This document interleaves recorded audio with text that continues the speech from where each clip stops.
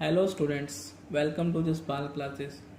आज हम करेंगे 9th क्लास सामाजिक विज्ञान का अर्थशास्त्र का अध्याय 2 संसाधन के रूप में लोग। फर्स्ट पार्ट था इसका पालमपुर गांव की कहानी। उसके बाद नेक्स्ट क्या है, संसाधन के रूप में लोग।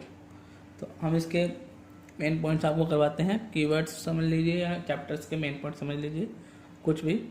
तो फर्स्ट क्या है हमारा, स्टार्ट करते हैं। मानव पूंजी। मानव पूंजी क्या होता है? मानव पूंजी कौशल और उसमें निहित उत्पादन के ज्ञान का स्टॉक है अथवा भौतिक पूंजी पर लगने वाले श्रम को मानव पूंजी कहते हैं। यानी जो भौतिक पूंजी आपकी फिक्स एसेट है, मशीनरी वगैरह है, उस पर जो श्रम लग रहा है मानव का, जैसे मेहनत कर, उसे क्या कहते हैं? मानव पूंजी। सेकेंड पॉइंट, मानव पूंजी का निर्माण। मानव संसाधनों का अधिक शिक्षा तथा स्वास्थ्य द्वारा और विकसित किया जाना। यानी जो मानव पूंजी का निर्माण है वो कैसे होता है? अधिक शिक्षा फैलाई जाए या ज़्यादा शिक्षा से, स्वास्थ्य से विकसित किया जाता है। मानव संसाधन अन्य संसाधनों से श्रेष्ठ है, जैसे भूमि, पूंजी इत्यादि, क्योंकि ये संसाधन स्वयं अपना उपयोग नहीं कर सकते। मानव संसाधन का मीन्स है इसमें कि जो भूमि पूंजी जो है ये खुद तो अपना स्वयं प्रयोग नहीं कर सकते। यह उत्पादन का एक सजीव, क्रियाशील तथा संवेदनशील कारक है। इसको मानव द्वारा उपयोग में लाया जाता है, तो इसलिए क्या है? मानव संसाधन। फोर्थ क्या है? शिक्षा का महत्व। श्रम की गुणवत्ता बढ़ाती है, परिणाम स्वरूप उत्पादकता में हुई वृद्धि देश की समृद्धि में योगदान देती है। यानी कि आज के टाइम पे शिक्षा बहुत जरूरी, सबको पता है। तो श्रम की गुणवत्ता कैसे बढ़ेगी? शिक्षा द्वारा बढ़ेगी। और अगर शिक्षा द्वारा श्रम की गुणवत्ता बढ़ेगी, उससे उत्पादन बढ़ेगा, तो उससे क्या होगा? देश की समृद्धि बढ़ेगी, देश की ग्रोथ रेट बढ़ेगी। फिफ्थ पॉइंट, जापान में मानव संसाधन पर अधिक निवेश किया गया है। जापान में क्या है? मानव संसाधन पर ज़्यादा निवेश किया जाता है, उसके बारे में बता रहा है। सिक्स्थ पॉइंट जो हमारा है, अर्थव्यवस्था के विभिन्न क्रियाकलापों को 3 प्रमुख क्षेत्रों में बांटा गया है। यानी कि जो अर्थव्यवस्था के हमारे जो क्षेत्र है, मेन 3 क्षेत्र हैं जिस पर डिपेंड रहता है अर्थव्यवस्था। वो क्या है? प्राथमिक, द्वितीय और तृतीय। आइए पहले इन तीनों क्षेत्रों को हम समझ लें कि ये है क्या। तो ये हमारे क्षेत्र, तीनों क्षेत्र, प्राथमिक, द्वितीय, तृतीय। प्राथमिक क्या है? मैं आपको एग्जाम्पल लेके दिखाता हूँ। जैसे एक किसान है, फार्मर, ठीक है, वो खेत में गन्ना उगाता है, कृषि से रिलेटेड काम है सब, गन्ना उगाता है। गन्ने के बाद सेकंड प्रोसेस हमारा होता है, गन्ने से क्या बनती है? चीनी। तो फैक्ट्री वगैरह में, यहाँ फैक्ट्री है, फैक्ट्री में क्या बनती है हमारी? शुगर, चीनी। यानी गन्ने से हमारे यहाँ पे क्या बनेगी फैक्ट्री में जाके? चीनी। ये चीनी है, पैकेट में मैंने बनाई है, मुझे पता है अच्छी नहीं लग रही, फिर भी एग्जाम्पल के तौर पर इसको मान लेते हैं। तो गन्ने से इसको उत्पादक वस्तु में कैसे बदलेंगे? तो वो जाकर बदलेगी कंपनी में, इंडस्ट्रियल में, तो वो उसमें बनी चीनी। अब चीनी आगे एक्सपोर्ट होगी तृतीय क्षेत्र में, यानी कि यहाँ पे होगा व्यापार, ट्रांसपोर्ट से जाएगी आगे, सबको यहाँ पे मिल जाएगी मार्केट में। तो इस तरह आप समझ सकते हैं, आपको दोबारा समझाता हूँ। तो यानी कि प्राथमिक क्षेत्र में हमारे कृषि से रिलेटेड गतिविधियाँ आती हैं और यहाँ से हमें कच्चा माल मिलता है। किसके लिए? सेकंड क्षेत्र यानी द्वितीय क्षेत्र के लिए। अब चीनी के लिए हमें फर्स्ट ऑफ ऑल हमारा जरूरत क्या है कच्चे माल में? गन्ने की। तो गन्ने से बनी चीनी, और चीनी अब उत्पादन तो हो गया, अब उसको रखेंगे थोड़ी, आगे तो बन जाएंगे मार्केट में, तो उसका व्यापार होगा तृतीय क्षेत्र में। यहाँ से आगे गतिविधियाँ चलेंगी हमारी तृतीय क्षेत्र में, चीनी को आगे मार्केट में बजाया जाएगा सब जगह। तो ये हमारा एक एग्जाम्पल था आपको समझाने के लिए कि प्राथमिक, द्वितीय क्षेत्र और तृतीय क्या होता है। तो आइए हम इसके बारे में कुछ और भी जानकारी लेते हैं और पढ़ते हैं। तो आइए हम इसके अब कुछ और पढ़ते हैं इसके बारे में। अर्थव्यवस्था के क्षेत्र, प्राथमिक क्षेत्र, सीधे भूमि और जल से जुड़ी क्रियाएं।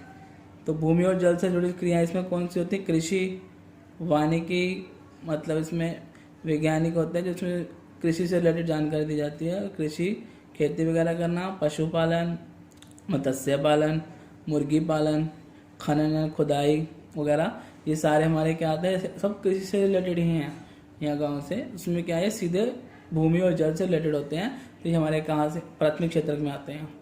अब द्वितीय क्षेत्र में हमारा क्या आता है, उत्खनन एवं विनिर्माण क्रियाएं, जिससे आगे नया निर्माण होता है चीज़ों का। पहला है इसमें प्राथमिक क्षेत्र की वस्तुओं को अन्य रूपों में परिवर्तित करना, जैसे मैंने आपको बताया था गन्ने से चीनी, यहाँ एग्जाम्पल भी है, गन्ने से चीनी बनाना, कपास से सूत बनाना, ठीक है।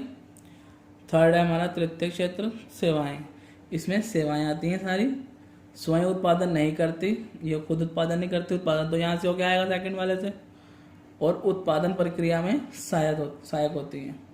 और प्राथमिक और द्वितीय क्षेत्र का विकास, यानी कि इन दोनों का विकास इसकी वजह से ही हो सकता है, यानी कि तीनों एक दूसरे पर डिपेंड होती हैं। व्यापार, जैसे मैंने आपको बताया एग्जाम्पल में, बैंकिंग, बीमा, ये सब हमारी तृतीय क्षेत्र में होता है। और प्राथमिक जो हमारा क्षेत्र होता है वो सारे एक दूसरे पे डिपेंड है, तो द्वितीय क्षेत्र प्राथमिक पे है और तृतीय इन दोनों पे। तो आगे करते हैं हम इसका सेवंथ पॉइंट है हमारा, वह सभी क्रियाएं जो राष्ट्रीय आय में मूल्यवर्धन करती हैं आर्थिक क्रियाएं कहलाती हैं। राष्ट्रीय आय मीन्स नेशनल इनकम। अब नेशनल इनकम कैसे बढ़ती है, जो भी हमारी आर्थिक क्रियाएं होती हैं उसमें जो हमारा प्रॉफिट होता है उससे बढ़ती हैं, इसलिए वह सभी क्रियाएं जो राष्ट्रीय आय में मूल्यवर्धन मीन्स उसकी इनकम ज़्यादा बढ़ाती हैं वो हमारी आर्थिक क्रियाएं कहलाती हैं। अब आर्थिक क्रियाएं होती क्या हैं? आर्थिक क्रियाएं हमारी दो प्रकार की होती हैं, बाजार क्रियाएं और गैर बाजार। जो बाजार से रिलेटेड होती हैं वो कौन सी हैं? वेतन या लाभ के उद्देश्य से की गई क्रियाएं के लिए पारिश्रमिक का भुगतान किया जाता है, इनमें सरकारी सेवा सहित वस्तुएं या सेवाओं का उत्पादन शामिल है। इसमें क्या होता है, जो वेतन या लाभ के उद्देश्य से जो क्रियाएं की जाती हैं सारी, उसमें जो क्रिया आती हैं वो कौन सी होती हैं? बाजार की क्रियाएं। और गैर बाजार क्या होती हैं? स्वयं उपभोग। अब जो हम कोई चीज़ लाए हैं, अपने लिए लाए हैं, उत्पादन के लिए की जाती है, इसमें प्राथमिक उत्पादों का उपभोग होता है, तो अचल संपत्तियों का स्वलेखा होता है, यानी कि इसके अंदर कोई वेतन नहीं है, कोई लाभ नहीं है, जिससे कोई आगे सरकार को फायदा नहीं होगा। ये खाली गैर बाजार क्रियाएं होती हैं, स्वयं के लिए, स्व उपभोग के लिए उत्पादन होता है, उसे बोलते हैं गैर बाजार क्रिया। नेक्स्ट है हमारा 9th पॉइंट, जनसंख्या की गुणवत्ता।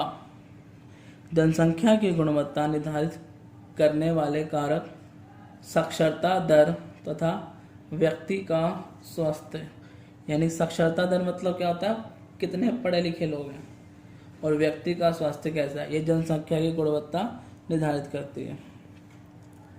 हमारा जो 10th पॉइंट है वह है सर्व शिक्षा अभियान। प्राथमिक शिक्षा प्रदान करने की दिशा में एक महत्वपूर्ण कदम तो चलाया गया है कि 6 साल से लेकर 14 साल तक की उम्र के सब बच्चों को मुफ्त शिक्षा दी जाती है। वो क्या है? हमारा सर्व शिक्षा अभियान। 11th पॉइंट है हमारा मृत्यु दर। अब ये इसमें हमारी 3 प्रकार की दर है, बहुत ही इंपॉर्टेंट है, एग्जाम में पूछी जाती है हर साल ज़्यादातर।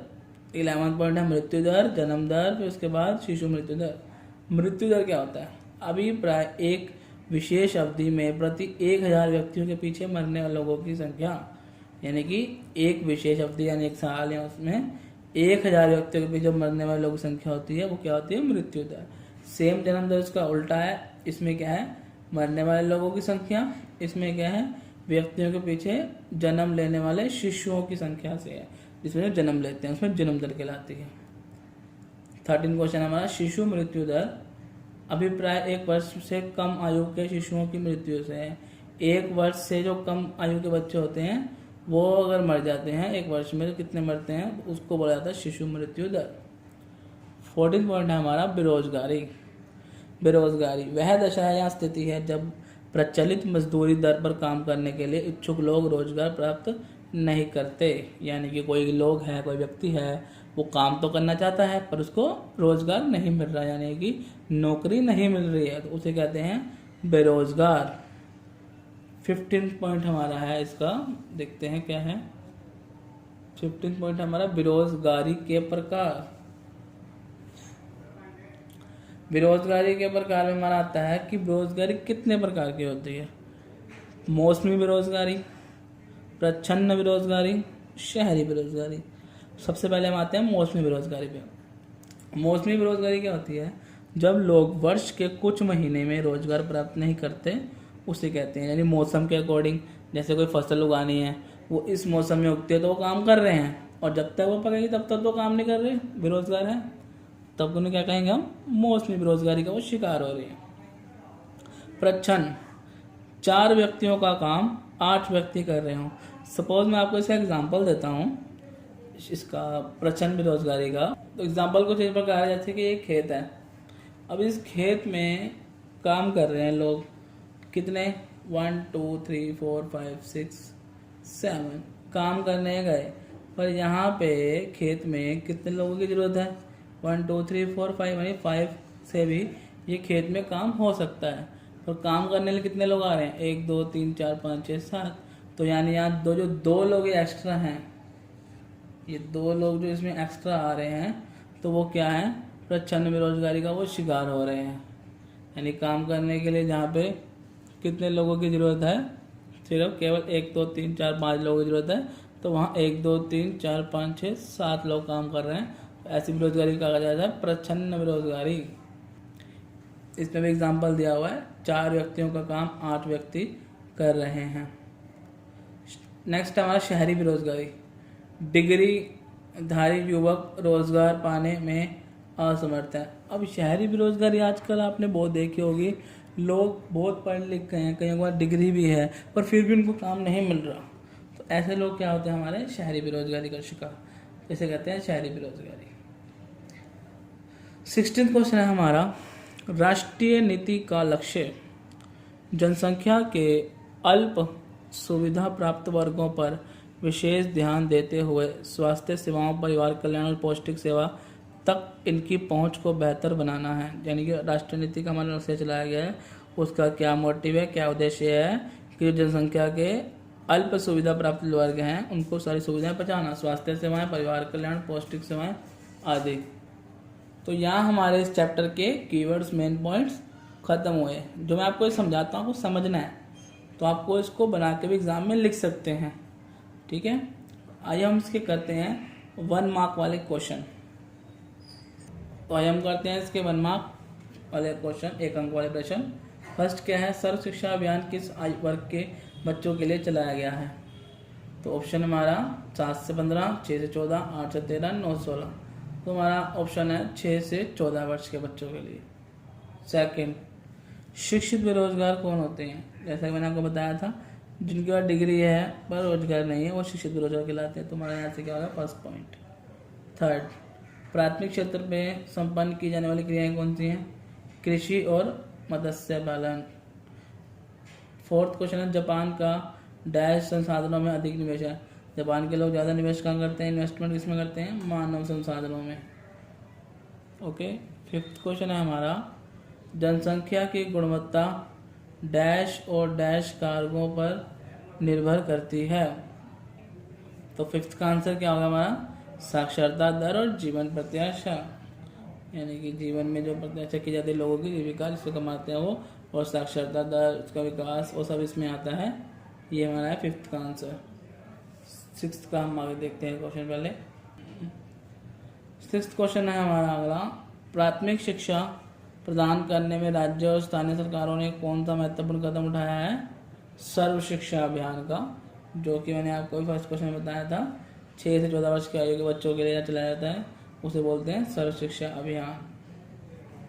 हमारा है 7वां प्रश्न, प्राथमिक शिक्षा में नामांकन बढ़ाने हेतु सरकार द्वारा कार्यान्वित की गई योजना डैश है। कौन सी योजना है, 7th का सेतु पाठ्यक्रम या स्कूल लौटे शिविर के नाम से है, वो इसमें आती है।